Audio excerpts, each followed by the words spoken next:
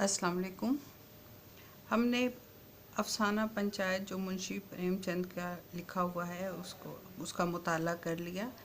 अब हम मश्क में दिए गए सवालात के जवाबात का जायज़ा लेंगे।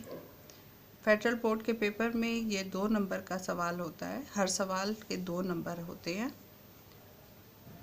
जिसकी हिदायत के मुताबिक 3 से 4 लाइनों पर मुश्तमिल ये जवाब लिखना होता है। लिखा हुआ होता है ऊपर के 3 से 4 सत्रों पर मुश्तमिल जवाब दें। सतर का मतलब लाइंस होता है। पहला सवाल है, जुम्मन शेख और अलगो चौधरी में दोस्ती का आगाज़ कब हुआ? जुम्मन शेख और अलगो चौधरी में दोस्ती का आगाज़ कब हुआ? Page number 36, page number 36, first line, जहाँ से अफसाना शुरू हो रहा है। पहली लाइन का एक हिस्सा लेंगे। जुम्मन शेख और अलगो चौधरी में बड़ा याराना था।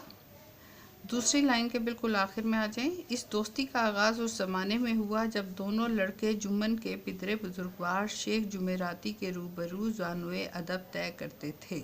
ज़ानुए अदब तय करना का मतलब होता है उनसे तालीम हासिल करते थे, अदब से उनके सामने बैठकर इल्म का हुसूल होता था। पिदरे बुजुर्गवार वालिद साहब को कहते हैं, यानी जुमेराती के वालिद जो कि उस्ताद थे उनसे इल्म हासिल करते थे। यानी इन दोनों की दोस्ती कब हुई थी? शेख जुम्मन और अलगो चौधरी में बड़ा याराना था। इस दोस्ती का आगाज़ उस ज़माने में हुआ जब दोनों लड़के जुम्मन के पिदरे बुजुर्गवार शेख जुमेराती के रूबरू ज़ानुए अदब तय करते थे। ये अलिफ का जवाब है। अब हम बे सवाल देख लेते हैं। शेख जुम्मन की बीवी का खाला की मलकियत के हिब्बानामे की रजिस्ट्री के बाद खाला से कैसा सलूक था? मैं बता चुकी हूँ आपको कि खाला का मकान अपने नाम करवा लिया था शेख जुम्मन ने, उसको सब्ज़ बाग दिखा के। अब हम उसके देखेंगे कि जब उसके नाम हो गया तो क्या सलूक था। Page number 36, first paragraph, fourth last line. जब तक हिब्बानामे पर रजिस्ट्री ना हुई थी खाला जान की खूब खातिरदारियाँ होती थी, खूब मीठे लुकमे चटपटे सालन खिलाए जाते थे, मगर पगड़ी की मोहर होते ही उनकी खातिरदारियों पर भी मोहर हो गई। जुम्मन की अहलिया बी फहमीन ने रफ्ता रफ्ता सालन की मिकदार रोटियों से कम कर दी। ये जवाब है। मैं यहाँ आपको फिर याद दिला दूँ कि हम अगर सवाल में मुसन्निफ़ का और सबक का हवाला दे के उसका जवाब लिखेंगे तो इसकी ज़्यादा अहमियत होती है। ये लिखने का एक बेहतरीन अंदाज़ होता है। लिहाजा हम कैसे लिखेंगे कि मुंशी प्रेमचंद अपने अफसाने पंचायत में लिखते हैं कि जब तक हिब्बानामे पर रजिस्ट्री ना हुई थी खाला जान की खूब खातिरदारियाँ होती थी, खूब मीठे लुकमे चटपटे सालन खिलाए जाते थे, मगर पगड़ी की मोहर होते ही उनकी खातिरदारियों पर भी मोहर हो गई। जुम्मन की अहलिया बी फहमीन ने रफ्ता रफ्ता सालन की मिकदार रोटियों से कम कर दी। यहाँ पर जो 2 अहम बातें हैं वो खातिरदारियाँ और सालन की मिकदार रोटियों से कम, यानी पहले खातिरदारियाँ होती थी फिर सालन की मिकदार रोटियों से कम हो गई। लिहाजा हम इन दोनों को बोल्ड करेंगे। आप जानते हैं कि जहाँ जिग जैग लाइन से अंडरलाइन किया हुआ होता है उसको हम मार्कर से लिखते हैं सवाल का जवाब।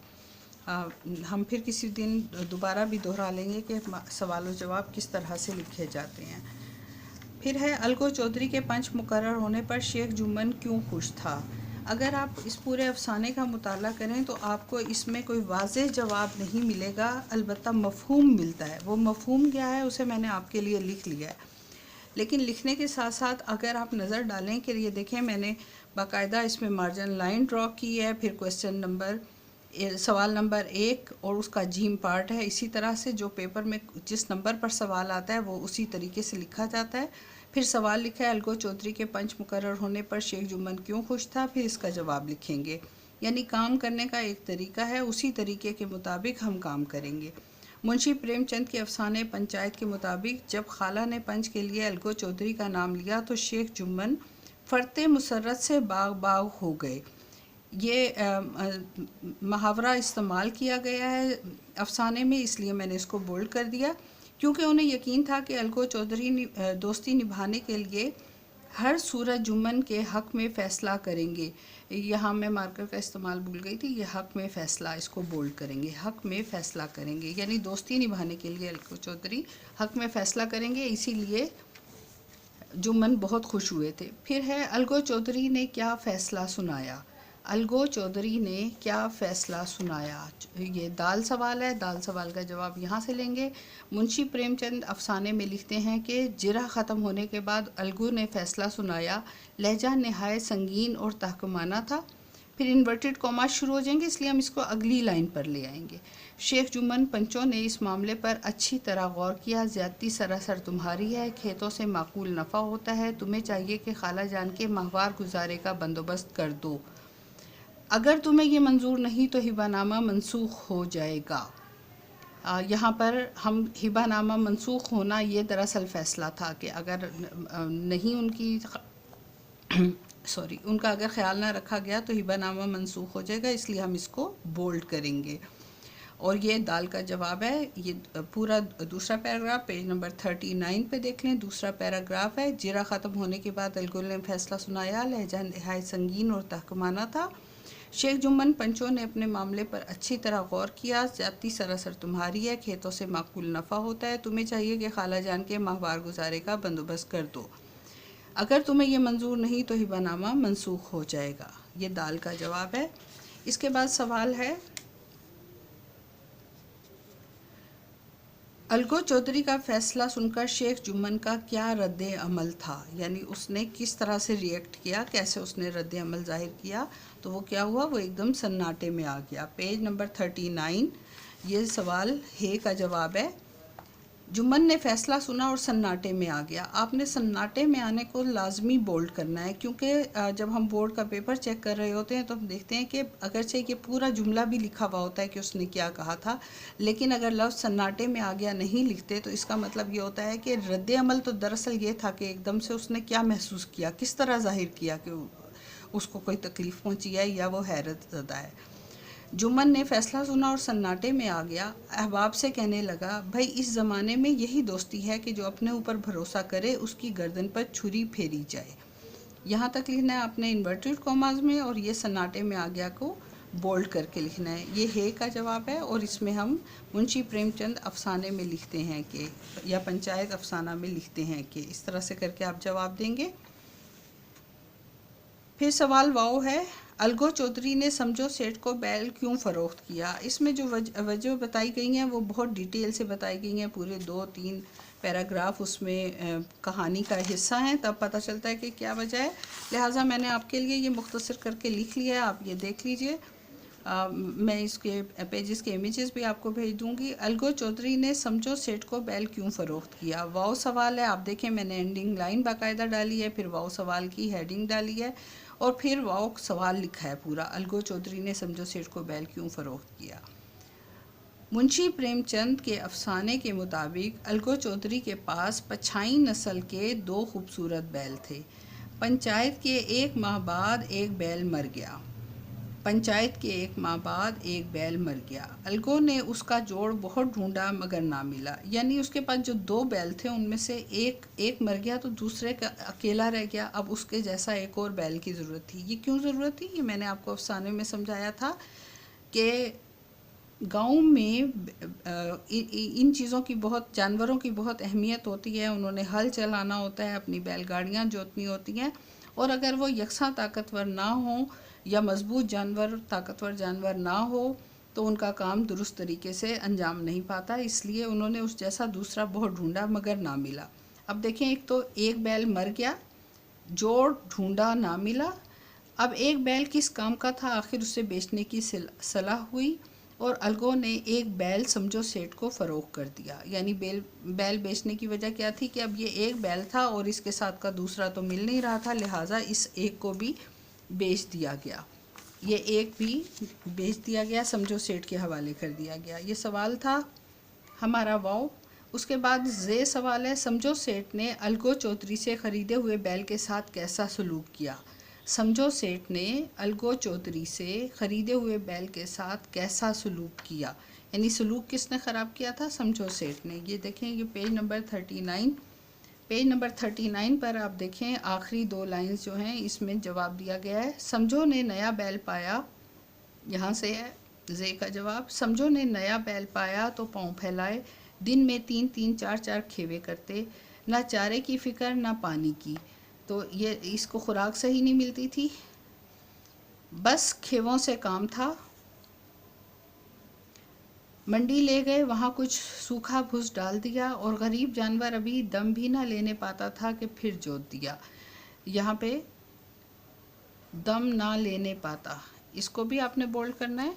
महीने भर में बेचारे का कचूमर निकल गया, यहाँ तक आपने इसका जवाब लिखना है। ये जे का जवाब है।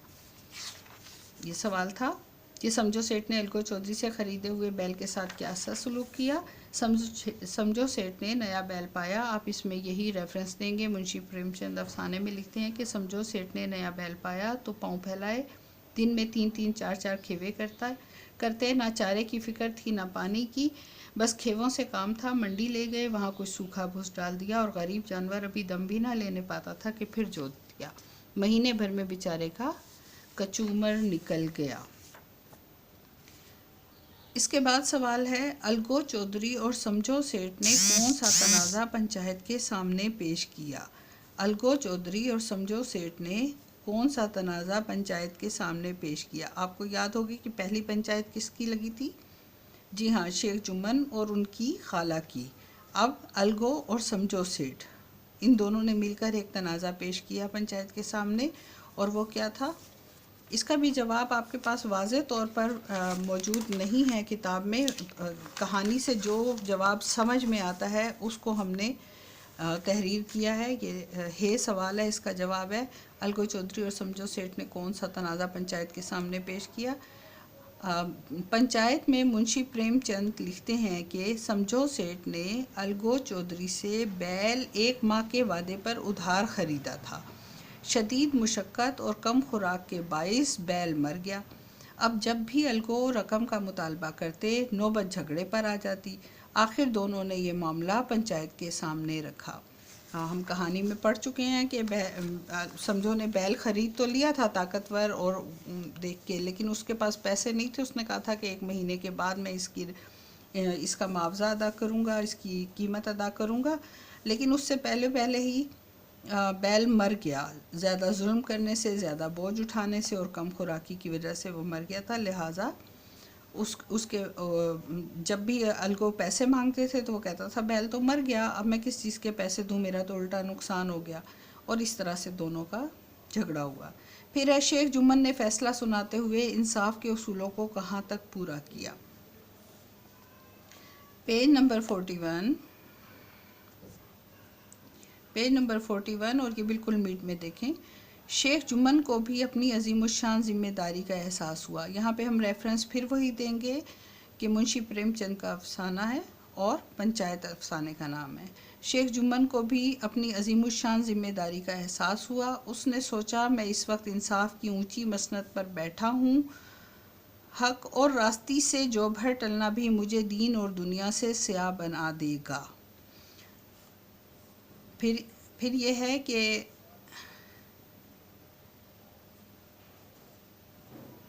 फरीकैन के मददगारों ने पंचायत शुरू हुई। फरीकैन ने अपने अपने हालात बयान किए। जिरा हुई, शहादतें गुजरी। फरीकैन की मददगारों ने बहुत खींचतान की। जुम्मन ने बहुत गौर से सुना और तब फैसला सुनाया।